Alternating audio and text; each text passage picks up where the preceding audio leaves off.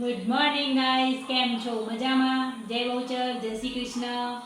અમારા ખબર કાંડ કરીને આયા, ખબર પડે નહીં ને તો જો આ પૌવા ને દાળ ને બધું મિક્સ કરીને હવે આને જુદું કે ના પાડવાનું. ભાખરી, કારણ કે ઈકણ એમને ભાખરી મળતી નથી એટલે ભાખરી બહુ જ યાદ આવી હતી.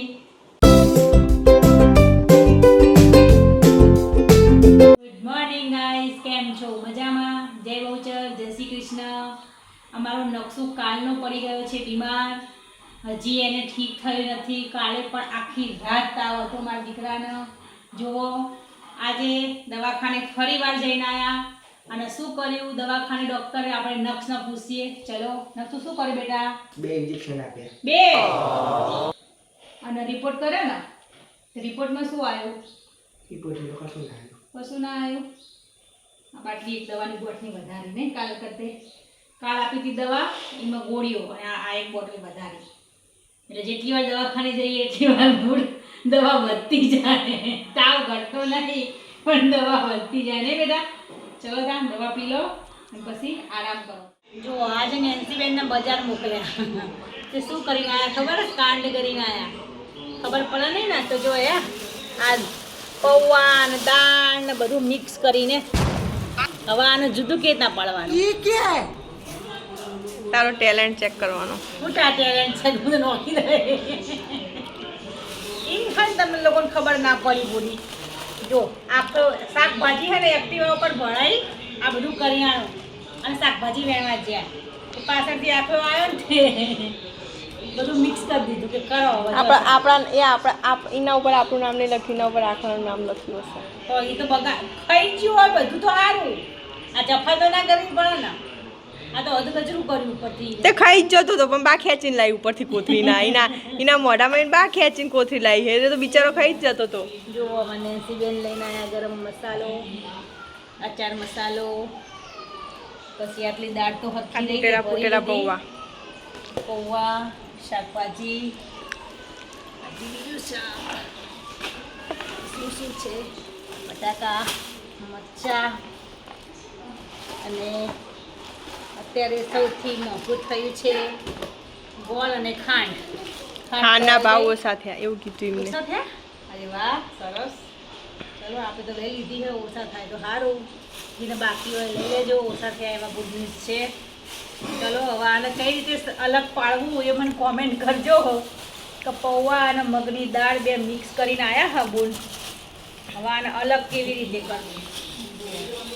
ઉપરથી નહીં કહેતા કે આ તો કમ વધારી પૌવા ખીચડી પૌવા બનાવી દેજે. આઈડિયા આલે ને. સાચી વાત. ખીચડી બનાવી દેવાની એટલે પૌવા બધું ચોખાના જાવ. ચલો આવું હોય ને નેન્સીબેન. અમારા નેન્સીબેન આવી ગયા છે હોસ્ટેલથી, એટલે એમની ફરમાઈશ હતી કે સેવ ડુંગળીનું શાક અને જોડે ભાખરી, કારણ કે ઈકણ એમને ભાખરી મળતી નથી એટલે ભાખરી બહુ જ યાદ આવી હતી. તે મેં કીધું કંઈક નવું બનાવીએ. તો નેન્સી કે ના નવું કાંઈ નહીં, પણ બસ મમ્મી સેવ ડુંગળીનું શાક જ બનાવે ને ભાખરી જ બનાવે. તો મને તો એવું પડ્યું, હું તો એવી આશા બેઠી હતી નેન્સી આવશે એટલે સારું બનાવે. સારું તમે તો ખાઈ, અમે તો ખાઈએ જ છીએ સારું તો. આ તો અમારી આશા ઉપર પાણી ફેરવ્યું અને કે સેવ ડુંગળીનું શાક બનાવે. અમે સેવ ડુંગળીનું શાક અહીંયા ખાઈએ જ છીએ. પણ જો અમે પીઝા ખાધા, વડાપાઉં એ ખાધું, બધું જ ખાઉં હું. હવે તો બહાર ખાવા દે એટલે એ જ ને. અને આજકાલ અમારે સેવ ડુંગળી શાક અને ભાખરી વાળું થયું. અમે નેન્સીની રાહ જોઈને બેઠા હતા વળી. આ તો ફરમાઈશ પૂછી કે મમ્મી સેવ ડુંગળી શાક એ ડુંગળી લઈ જઈને બોલો. તો તેની ફરમાઈશ પૂરી તો કરવી પડે, કારણ કે પછી બચારી જશે એટલે સીધી આવશે દિવાળીએ. શું દિવાળી હજુ તમારે આવવાની જ છું. કરી જાય ના જવું પડશે. આજે ચાલુ હતું મારે. આજની રજા ના પડી. હે ને નકર પછી તો ભાઈ રાતે ખાતા માટમ પછી તો જઈ કોઈ દિવાળી આવીશ ને વચ્ચે વેકેશન નવરાત્રીમાં આવીશ ને લે.